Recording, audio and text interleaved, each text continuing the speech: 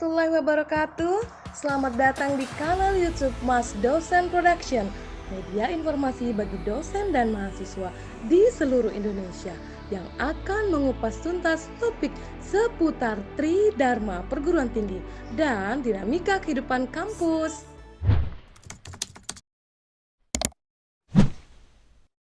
Pada video kali ini, Mas Urip akan sharing tentang bagaimana kiat-kiat bagi dosen pemula dan peneliti pemula untuk bisa sukses publikasi di jurnal internasional bereputasi dengan prinsip 4K. Prinsip 4K ini merupakan hasil dari best practice dari Mas Urip tentang bagaimana pengalaman saya sebagai peneliti dan sebagai dosen pemula untuk melakukan kegiatan publikasi ilmiah, mempublikasikan hasil penelitian saya ke jurnal-jurnal internasional yang bereputasi. Jadi ini sifatnya best practice, sharing pengalaman. Kalaupun nanti ada tips-tips yang lain, itu merupakan wahana ilmu saja, artinya keberagaman. Jadi saya akan menambah informasi tentang bagaimana sukses publikasi di jurnal internasional bereputasi dengan prinsip 4K yang sudah saya alami dan menjadi sebuah best practice saya. Apa saja 4K itu? Yang pertama, kompetensi dan kemampuan. Yang kedua ada komitmen. Yang ketiga adalah konsistensi. Dan 4K yang keempat adalah kolaborasi. Mengapa kita penting memiliki kompetensi atau kemampuan dalam menulis? Selanjutnya, kemampuan dan kompetensi harus diikuti dengan komitmen. Komitmen saja tidak cukup. Kita perlu adanya konsistensi. Konsistensi dilengkapi juga dengan yang namanya kolaborasi. Mari kita bahas satu persatu, rekan dosen sekalian. Yang pertama, kompetensi.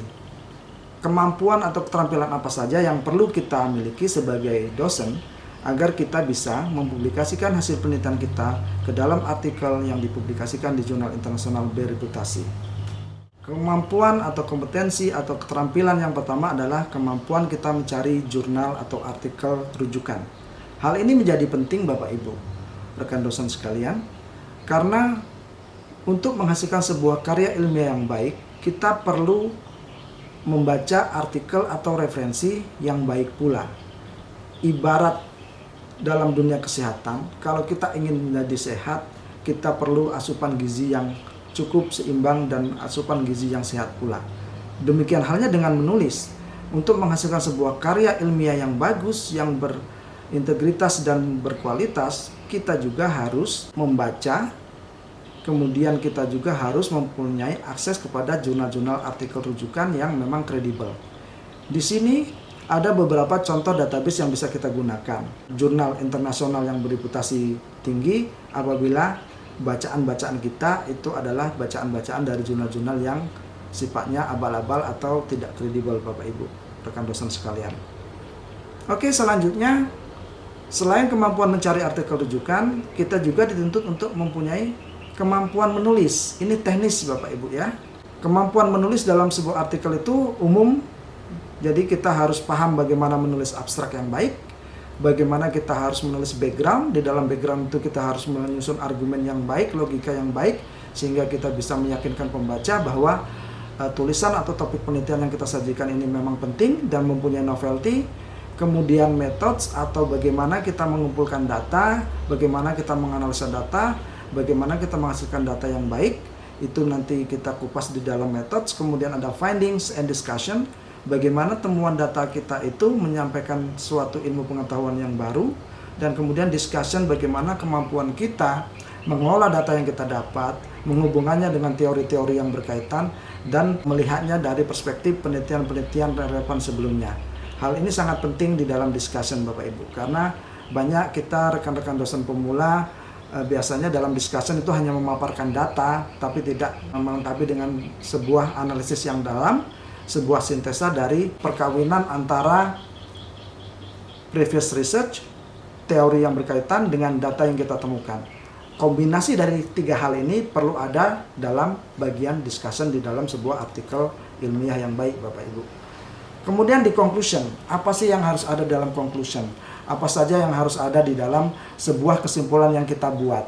itu kita juga harus meramunya dengan baik. Kemudian yang terakhir adalah suggestion atau recommendation. Ini hal yang penting bagi sebuah penelitian, bahwa peneliti itu, hasil penelitian itu harus mempunyai kontribusi yang nyata terhadap kepentingan masyarakat luas. Makanya di dalam sebuah artikel ilmiah itu selalu ada yang namanya suggestion atau recommendation. Jadi rekomendasi peneliti boleh kepada pihak-pihak terkait, boleh kepada pemerintah, boleh kepada institusi pendidikan, dan kepada pihak-pihak yang memang bisa menggunakan hasil dari penelitian yang kita teliti. Itu kemampuan menulis yang saya bilang itu adalah kemampuan teknis. Selanjutnya ada yang namanya kemampuan mencari jurnal tujuan. Ini menjadi penting karena sekarang sebanyak beredar jurnal-jurnal yang sifatnya predator. Karena kita dosen-dosen di Indonesia terutama diwajibkan untuk publikasi di jurnal-jurnal yang terindeks Scopus. Kesempatan ini dimanfaatkan oleh oknum-oknum yang tidak bertanggung jawab untuk membuat jurnal Scopus, tapi jurnalnya sifatnya predator. Asal submit, berbayar, dia terbit. Hati-hati, karena kita sebagai dosen, kita tidak akan bisa menggunakan artikel yang kita terbitkan di jurnal predator itu untuk naik jabatan fungsional. Jadi angka kreditnya itu tidak akan maksimal. Selain itu, kredibilitas kita sebagai peneliti, sebagai dosen, itu nanti akan dipertanyakan apabila track record kita banyak publikasi di jurnal-jurnal yang predator atau jurnal-jurnal abal-abal, Bapak Ibu, rekan dosen sekalian. Jadi itu menjadi hal yang penting. Kemampuan mencari jurnal tujuan itu menjadi hal yang sangat penting di dalam membangun citra diri kita sebagai dosen, sebagai peneliti yang berintegritas dan mempunyai kredibilitas. Jadi nanti akan saya jelaskan pada video berikutnya detail tentang setiap kemampuan-kemampuan yang ada di bagian K kompetensi yang pertama. Kemudian kemampuan manajemen referensi yang baik, Bapak Ibu.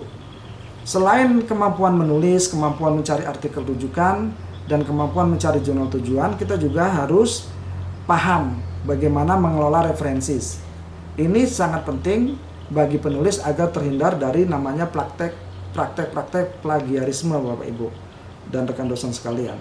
Jadi biasanya di sebuah jurnal atau sebuah artikel, pengelola jurnal itu memberikan template atau bagaimana sih style yang kita pakai di jurnal tertentu. Misalnya kalau di dalam bidang pendidikan dan sosial humaniora, kita biasanya menggunakan yang namanya EPA reference style. Kemudian ada yang Chicago reference style, ada yang Harvard, ada yang IEEE. Jadi kita harus melihat bagaimana jurnal tujuan kita itu menggunakan manajemen referensi yang seperti apa, dan kita harus kuasai itu. Karena sebuah artikel dengan format dan referensi yang baik itu sudah menjadi nilai plus bagi editor untuk menerima tulisan kita. Selanjutnya, setelah kompetensi K pertama, kita beralih melanjutkan ke K yang kedua, rekan-rekan dosen sekalian. K yang kedua adalah komitmen atau janji hati. Komitmen, apa itu komitmen? Komitmen adalah bentuk dedikasi atau kewajiban yang mengikat kepada orang lain, hal tertentu atau tindakan tertentu. Ya, komitmen itu janji hati terhadap sesuatu yang kita kerjakan, Bapak Ibu, rekan dosen sekalian. Jadi misalnya kita sudah punya kemampuan menulis, keterampilan mengolah manajemen referensi, kemudian kita juga sudah bisa membuat artikel dengan baik dari abstrak sampai ke kesimpulan. Tetapi kalau tidak ada komitmen untuk bersungguh-sungguh mendedikasikan diri kita untuk sebuah publikasi, biasanya kegiatan atau niat kita untuk mempublikasikan hasil penelitian kita ke jurnal internasional menjadi terganggu atau bahkan terhenti. Produktivitas kita itu akan terganggu. Mungkin kalau dalam kehidupan analoginya seperti ini, rekan-rekan dosen. Dalam kehidupan hubungan laki-laki dan perempuan, si laki-laki sudah punya kemampuan, sudah punya modal, sudah punya kesiapan baik secara fisik maupun material, kesiapan jasmani dan rohani, tapi dia tidak mempunyai komitmen untuk membawa hubungan yang sudah dibina menjadi ke jenjang yang lebih tinggi dalam sebuah pernikahan, maka pernikahan itu tidak akan terjadi. Begitu juga dalam menulis. Kita sudah bisa menulis, kita sudah bisa menghasilkan penelitian yang baik, kita sudah bisa mempunyai akses ke jurnal-jurnal yang baik. Tetapi kalau kita tidak punya komitmen ingin menulis, ingin menjadikan tulisan kita terpublikasi, maka publikasi itu tidak akan terjadi. Seperti itu Bapak Ibu. Jadi perlu komitmen. Komitmen ini merupakan aspek psikis. Kalau yang tadi kemampuan menulis itu aspeknya aspek teknis Bapak Ibu. Jadi banyak informasi-informasi, banyak buku-buku, banyak penelitian-penelitian yang menceritakan bagaimana kiat-kiat untuk tembus di jurnal internasional, tapi lebih memandang ke sisi teknis Bapak Ibu. Hanya bagaimana menulis abstrak, bagaimana pendahuluan, bagaimana mencari jurnal rujukan dan sebagainya dan sebagainya. Tetapi tidak ada komitmen. Makanya di sini sesuai dengan saya tadi bilang bahwa ini adalah hasil best practice saya, pengalaman saya. Jadi keterampilan menulis tidak cukup, perlu diikuti dengan komitmen janji hati yang kuat bahwa kita ingin mempublikasikan hasil penelitian kita supaya dibaca di masyarakat luas, supaya ilmu pengetahuan kita bisa digunakan, dimanfaatkan oleh masyarakat luas, baik itu level nasional maupun level internasional. Oke Bapak Ibu, selanjutnya ada konsistensi. Jadi ada dinamika yang sangat dinamis di dalam sebuah perjalanan suatu artikel itu menjadi artikel yang terpublikasi di jurnal internasional bereputasi. Ada proses review, ada proses revisi, ada proses editing, ada proses proofreading. Perjalanannya panjang.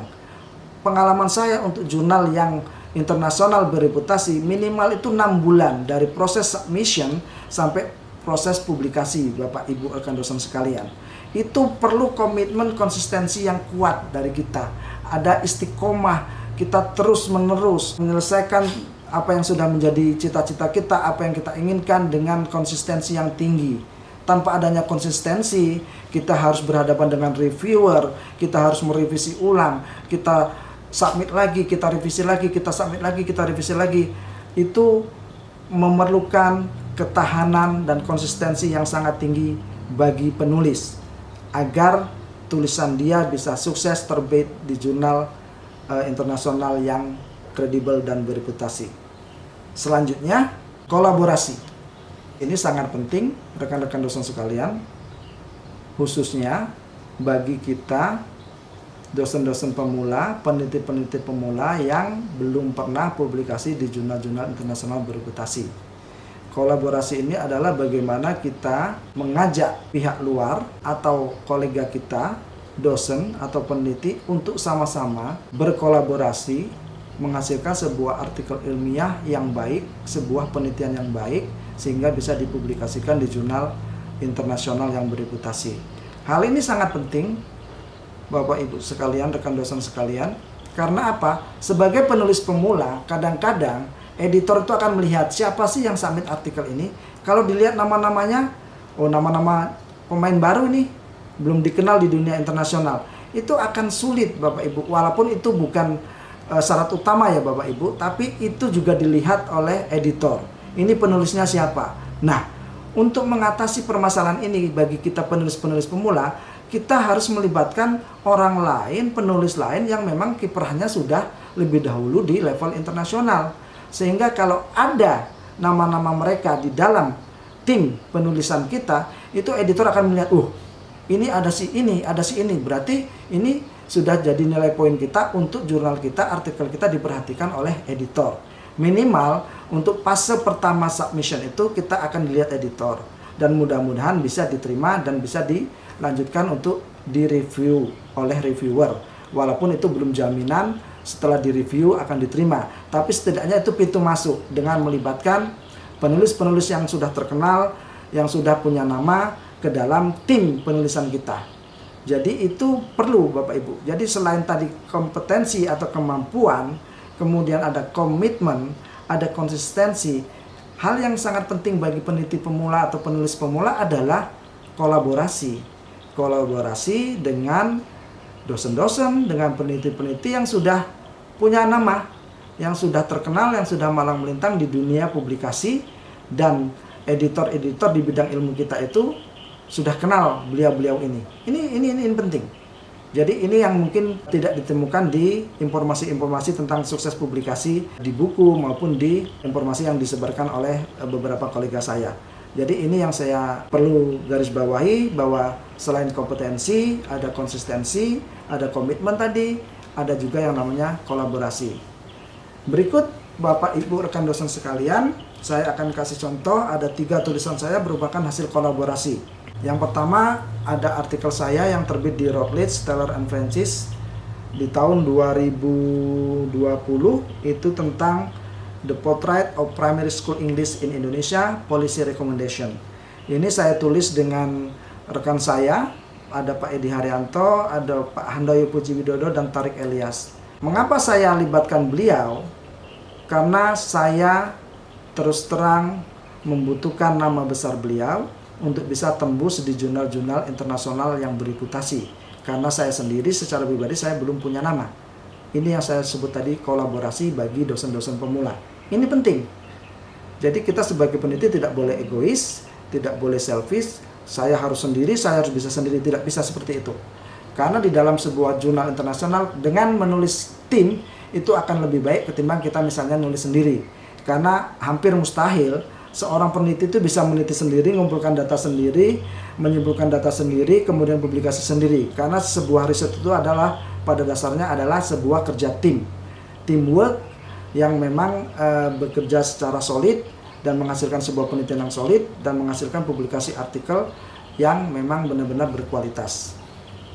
Yang kedua juga, ini bentuk kolaborasi saya dengan beberapa penulis, ada Mbak Reni, ada Pak Handoyo lagi, dan saya sebagai penulis ketiga.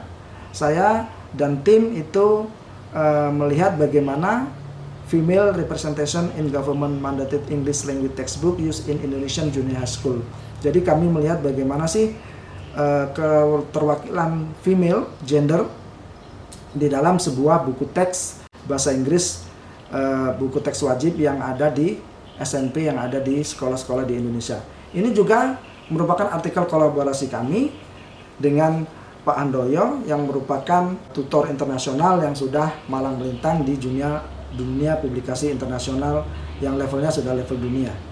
Ini adalah yang ketiga adalah artikel saya, bentuk artikel kolaborasi dengan judul The Implementation of the Coaching Approach to Professional Experience in Indonesian Initial Teacher Education, The Participant Perspective. Ini kolaborasi saya dengan 2 dosen dari Australia.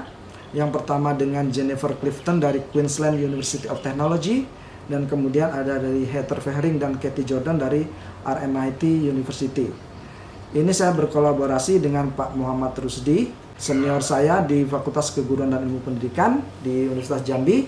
Ini merupakan artikel kolaborasi membawa penulis internasional yang punya kemampuan dan punya popularitas di dunia penelitian dan publikasi level internasional, Bapak Ibu. Nah, ini contoh-contoh karya saya berdasarkan dari kolaborasi saya dengan peneliti-peneliti dan penulis-penulis artikel jurnal internasional yang memang sudah berkiprah lama dan mempunyai nama baik dan reputasi baik di dunia internasional.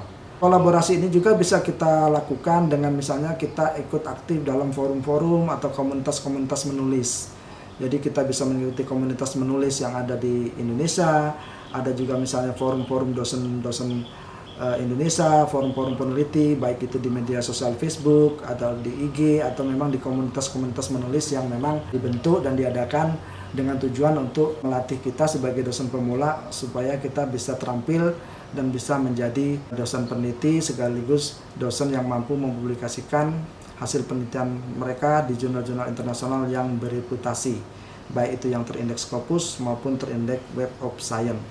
Baik, rekan-rekan dosen sekalian, dapat disimpulkan bahwa prinsip 4K yang berdasarkan dari best practice atau pengalaman saya dalam melakukan kegiatan publikasi, itu yang pertama adalah kompetensi, kemampuan kita bagaimana memahami tulisan karya ilmiah atau memahami bagaimana kriteria academic writing dan menguasai keterampilan-keterampilan dalam menghasilkan tulisan akademis yang sesuai dengan standar jurnal internasional. Yang kedua adalah komitmen janji hati.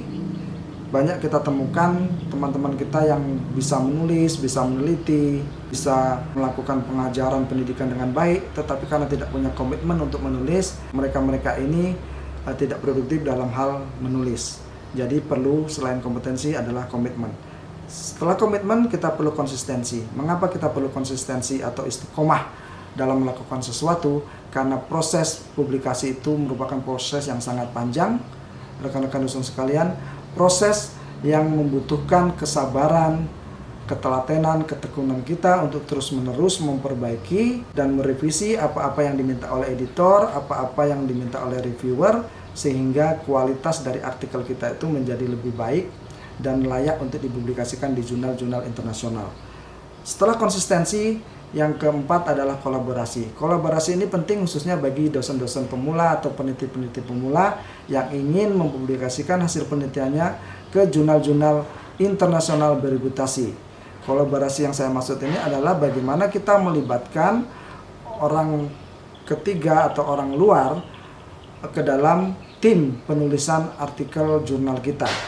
Kita akan melibatkan orang-orang yang mempunyai nama besar di dunia publikasi internasional yang sudah mempunyai reputasi yang baik, sehingga dengan melibatkan nama-nama itu ke dalam tim publikasi kita, itu akan menjadi nilai plus dan akan menjadi sebuah pertimbangan seorang editor jurnal internasional untuk menerima dan memproses manuskrip artikel kita dan mempunyai kesempatan yang besar untuk bisa publikasi atau publish di jurnal internasional yang kita tuju dan yang kita idam-idamkan.